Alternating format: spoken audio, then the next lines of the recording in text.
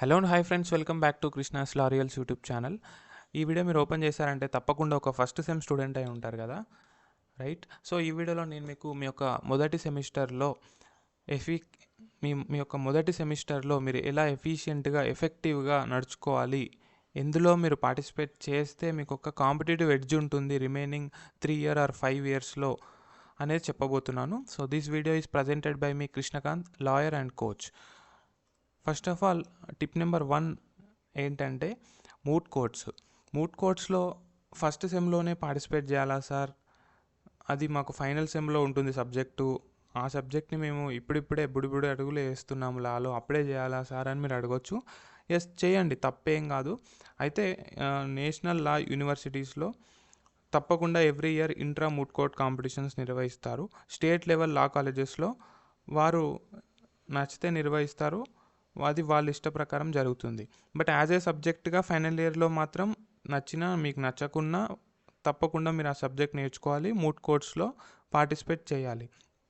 అయితే ఒకవేళ మీ కాలేజ్లో intra moot court competitions, so intra అన్నప్పుడు గుర్తుంచుకోండి, అది విత్ ఇన్ ది కాలేజ్. మీ యొక్క కాలేజ్లో మటుకు మీ యొక్క కాలేజ్ స్థాయిలో మూట్ కోర్ట్ కాంపిటీషన్ జరగవచ్చు.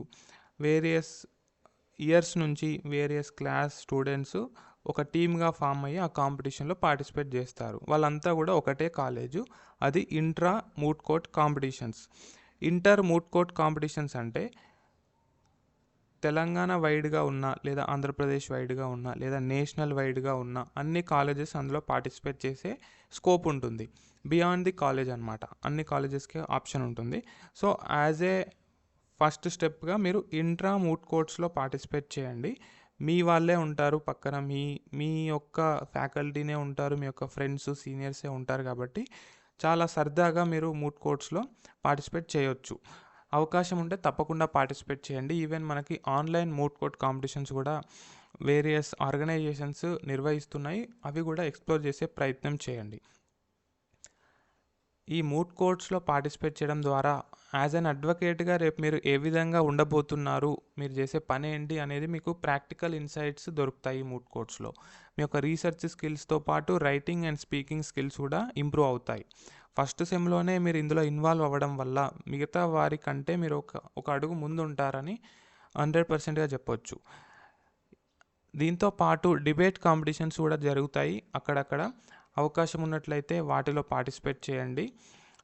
ఎక్కడ కూడా షైగా ఫీల్ అవ్వడానికి, హెజిటేట్ అవ్వడానికి స్కోప్ లేదండి. సో మనం ఎంచుకున్న ఫీల్డ్ అటువంటిది కాబట్టి మనం ముందుకొచ్చి మాట్లాడడం మనకి అన్ని వేళలా శ్రేయస్కరం. ఇన్ ద సెన్స్ మన యొక్క స్కిల్స్ ఇంప్రూవ్ అవుతాయి, మన యొక్క స్టేజ్ ఫియర్ పోతుంది first of all. So stage fear అనేది అందరికీ ఉంటుంది.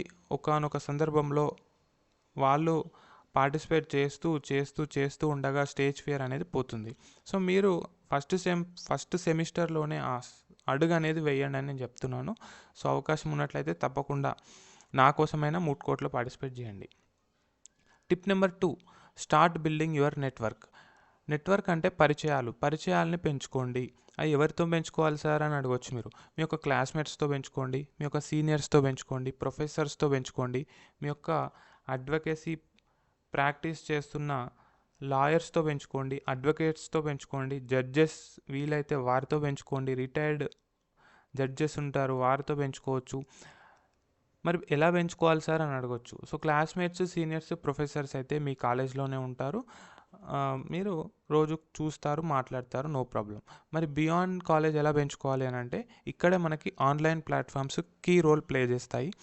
సో ఇన్స్టాగ్రామ్ అండ్ లింక్డ్ఇన్, ఈ 2 ప్లాట్ఫామ్స్లో ముఖ్యంగా లింక్డ్ఇన్ వాడండి. లింక్డ్ఇన్లో యాక్టివ్గా ఉండండి. లింక్డ్ఇన్లో మీ కాలేజ్కి ఏదైనా ప్రొఫైల్ ఉందా చూడండి, దాన్ని ఫాలో చేయండి. దాన్ని ఎవరెవరు ఫాలో అవుతున్నారో వాళ్ళని ఫాలో చేయండి. ఎవరు ఏంటి అనేది మీకు మీ ఏరియా ఆఫ్ ఇంట్రెస్ట్ చూస్ చేసుకున్నప్పుడు అది మీకు సజెస్ట్ కూడా చేస్తుంది. అలా మీరు లింక్డ్ఇన్లో మీ యొక్క లీగల్ నెట్వర్క్ పెంచుకోండి. అది మీకు ఎప్పుడో ఒకప్పుడు తప్పకుండా యూజ్ అవుతుంది అన్నమాట. Next, attend events and professional seminars.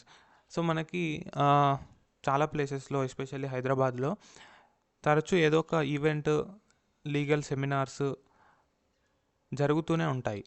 అందులో మనకి రిటైర్డ్ జడ్జెస్ రావచ్చు, కరెంట్ జడ్జెస్ రావచ్చు, అడ్వకేట్స్ రావచ్చు. ఇలా రకరకాల అకాడమిషియన్స్ వచ్చి కూడా మాట్లాడుతుంటారు. అక్కడికి వెళ్ళినట్లయితే మీలాగా ఇంకా కొంతమంది వస్తారు, వారితో మీకు నెట్వర్క్ అవ్వచ్చు, లేదా మాట్లాడే వారితోనే మీకు నెట్వర్క్ ఏర్పడవచ్చు. సో చాలా రకాల ఆపర్చునిటీస్ ఉన్నాయి. మీరు ముందుకెళ్ళి వాటిని ఎక్స్ప్లోర్ చేయడమే ఆలస్యం. Next tip number 3, focus on legal writing and research. As an అడ్వకేట్గా మీరు రీసెర్చ్ చేయడం నేర్చుకోవాలి, అదేవిధంగా డ్రాఫ్టింగ్ చేయడం నేర్చుకోవాలి. జనరల్ లాంగ్వేజ్కి లీగల్ లాంగ్వేజ్కి కొంచెం తేడా అయితే మీరు గమనించవచ్చు. Once you start reading legal books you will find the difference. So IPC తీసుకున్న, క్రిమినల్ ప్రొసీజర్ కోడ్ తీసుకున్నా కూడా ఆ వే ఆఫ్ రైటింగ్, ఆ టోన్ అనేది డిఫరెంట్గా ఉంటుంది. కాబట్టి ఆ టోన్కి మనం అలవాటు పడాలి. ఆ లీగల్ రైటింగ్ మనం స్వతగా రాసే విధంగా ఉండాలి, స్వతగా మనం రీసెర్చ్ చేసే విధంగా ఉండాలి. అయితే మీరు ఫస్ట్ సెమ్లో లీగల్ డేటాబేసెస్ని, example SCC online or Manupatra, వీటిని ఎలా యూజ్ చేయాలి, ఎలా ఓపెన్ చేయాలి, నాకు పలానా కేసులా కావాలి రైట్ టు ప్రైవసీ మీద, ఎలా దాన్ని నేను రీసెర్చ్ చేయాలి అనేది మీరు లైబ్రరీలో అవకాశం ఉన్నట్లయితే ఎక్స్ప్లోర్ చేయండి. మీ కాలేజ్కి ఒక డేటాబేస్ ఉన్నట్లయితే, సబ్స్క్రిప్షన్ ఉంటే డెఫినెట్లీ ఎక్స్ప్లోర్ చేయండి. వీలైతే మీకు ఏరియా ఆఫ్ ఇంట్రెస్ట్ ఉంటే ఏదైనా ఒక టాపిక్ పిక్ చేసుకొని దాని మీద రీసెర్చ్ చేసి ఒక ఆర్టికల్ రాయండి. సో ఆర్టికల్ రాసే ముందు మీరు ప్రీవియస్గా పబ్లిష్ అయిన ఆర్టికల్స్ చాలా ఉంటాయి గూగుల్లో, ఆ ఆర్టికల్స్ చదవండి. వాళ్ళు ఎలా స్టార్ట్ చేశారు, ఎలా ఆర్టికల్స్ని ముందుకు తీసుకెళ్లారు, ఎలా ఎండ్ చేశారు, లేదా ఆర్టికల్స్ ఎలా రాయాలి అన్న దాని మీద కూడా చాలా ఆర్టికల్స్ ఉంటాయి, అవైనా మీరు చదవచ్చు. రాసిన తర్వాత మీ యొక్క ప్రొఫెసర్స్ని అప్రోచ్ అయ్యి, కన్సర్న్డ్ ప్రొఫెసర్ని అప్రోచ్ అయితే ఇంకా బెటర్, సబ్జెక్ట్ ఎక్స్పర్ట్ని అప్రోచ్ అయ్యి ఫీడ్బ్యాక్ తీసుకోండి, మళ్ళీ ఇంప్రూవ్ చేసి మళ్ళీ చూపించి ఫైనల్గా ఒక ఆర్టికల్ని అయితే మీరు రాసి రెడీగా ఉంచుకోవచ్చు. అవకాశం ఉన్నప్పుడు పబ్లిష్ చేయొచ్చు. చాలా వెబ్సైట్స్ కూడా మీ యొక్క ఆర్టికల్స్ని పబ్లిష్ చేసుకోవడానికి సిద్ధంగా ఉంటాయి. సో ఇలా మీరు ఫస్ట్ సెమ్ నుంచే స్టార్ట్ చేసినట్లయితే స్లోగా, అంటే ఏది కూడా ఎగబడిపోయి మీద పడిపోయి మొత్తం నేర్చేసుకోవాలి, ఫస్ట్ సెమ్లోనే అయిపోవాలి అని కాకుండా జస్ట్ ఒక కిక్ అయితే స్టార్ట్ చేయండి. ఫస్ట్ ఆఫ్ ఆల్ స్టార్ట్ చేయండి అని చెప్తున్నాను. అది మీకు లేటర్ స్టేజ్లో చాలా యూజ్ అవుతుంది. నెక్స్ట్ అకాడమిక్స్ని, ఎక్స్ట్రా కరికులర్స్ని బ్యాలెన్స్ చేయాలి. This is very important again. So మొత్తం ఎక్స్ట్రా కరికులర్ యాక్టివిటీస్లో ఉంటే మంచిది కాదు. మొత్తం అకాడమిక్స్లోనే బుక్స్లు పట్టుకొని తెగ చదివేయడం కూడా మంచిది కాదు. రెండిట్లో ఉండాలి. అకాడమిక్స్లో ఉండడం వల్ల మన యొక్క సబ్జెక్ట్ నాలెడ్జ్ ఇంప్రూవ్ చేసుకోవాలి. ఇటు కరికులర్ యాక్టివిటీస్లో పార్టిసిపేట్ చేయడం ద్వారా ప్రాక్టికల్ స్కిల్స్, అంటే ఆ నేర్చుకున్న నాలెడ్జ్ని అప్లికేషన్ చేస్తూ మనం ప్రాక్టికల్ స్కిల్స్ని ఇంప్రూవ్ చేసుకోవాలి. ఈ రెండు చాలా ఇంపార్టెంట్.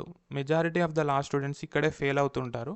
మొత్తం బుక్సే చదువుతుంటారు కొందరు మొత్తం బుక్స్ చదవకుండా ఓన్లీ కరికులర్స్ మీదే దృష్టి పెడతారు. అది తప్పే, ఇది తప్పే. రెండింటిని బ్యాలెన్స్ చేస్తూ ముందుకెళ్ళినప్పుడే మీరు డెఫినెట్గా లా స్కూల్ ఆర్ లా కాలేజ్లో సక్సెస్ అవ్వగలుగుతారు. సో ఈ రెండింటిని మీరు దృష్టిలో పెట్టుకొని ముందుకెళ్ళండి. సో తప్పకుండా ఫస్ట్ సెమ్లో ఒక సాలిడ్ ఫౌండేషన్ని, మంచి బేస్మెంట్ని ఏర్పరచుకోండి. అది మీ upcoming semesters and even after you graduate అప్పుడు కూడా మీకు అవి చాలా యూజ్ అవుతాయి. మంచి యాక్టివ్ స్టూడెంట్గా ఉండండి. Be healthy, be sportive, okay. Explore new opportunities.